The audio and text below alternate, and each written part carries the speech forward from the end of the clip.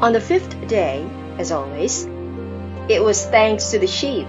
The secret of the little prince's life was revealed to me, abruptly, without anything to lead up to it, and as if the question had been born of long and silent meditation on his problem.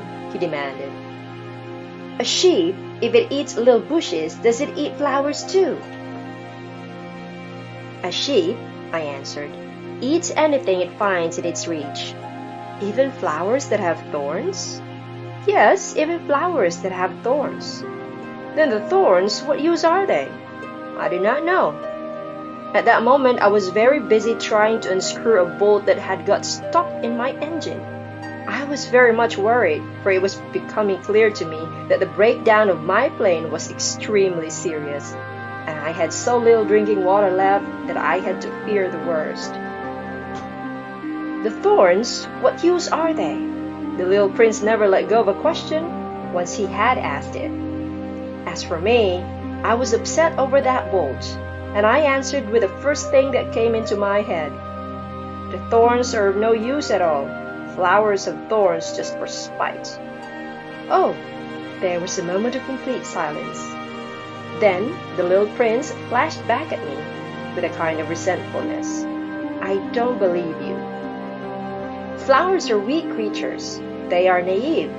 They reassure themselves as best as they can. They believe that their thorns are terrible weapons." I did not answer. At that instant, I was saying to myself, if this bolt won't turn, I am going to knock it out with a hammer. Again, the little prince disturbed my thoughts. "And you actually believe that the flowers—" "Oh no," I cried. No, I don't believe anything. I answered you with the first thing that came into my head. Don't you see, I am very busy with matters of consequence." He stared at me, thunderstruck. "Matters of consequence?"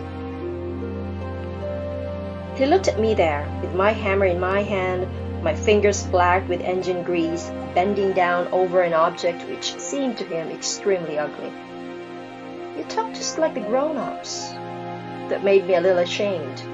But he went on, relentlessly. "You mix everything up together. You confuse everything."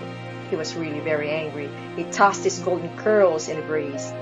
"I know a planet where there is a certain red-faced gentleman. He has never smelled a flower. He has never looked at a star.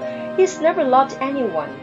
He has never done anything in his life but add up figures. And all day he says over and over, just like you, 'I am busy with matters of consequence.' And that makes him swell up with pride.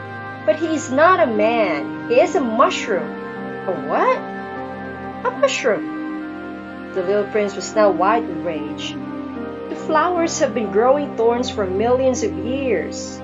For millions of years the sheep have been eating them just the same. And is it not a matter of consequence to try to understand why the flowers go to so much trouble to grow thorns, which are never of any use to them? Is the warfare between the sheep and the flowers not important? Is this not of more consequence than a fat red-faced gentleman's stumps? And if I know, I myself, one flower which is unique in the world, which grows nowhere but on my planet, but which one little sheep can destroy in a single bite some morning without even noticing what he is doing, oh, you think that is not important?"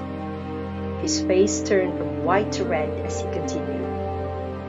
"If someone loves a flower which just one single blossom grows in all the millions and millions of stars, it is enough to make him happy just to look at the stars. He can say to himself, 'Somewhere my flower is there.' But if the sheep eats the flower, in one moment all his stars will be darkened. And you think that is not important?" He could not say anything more. His words were choked by sobbing. The night had fallen. I had let my tools drop from my hands. Of what moment now was my hammer, my bolt, or thirst, or death? On one star, one planet, my planet, the Earth, there was a little prince to be comforted. I took him in my arms and rocked him. I said to him, "The flower that you love is not in danger. I will draw you a muzzle for your sheep. I will draw you a railing to put around your flower. I did not know what to say to him. I felt awkward and blundering. I did not know how I could reach him, where I could overtake him and go hand in hand with him once more. It is such a secret place, the land of tears.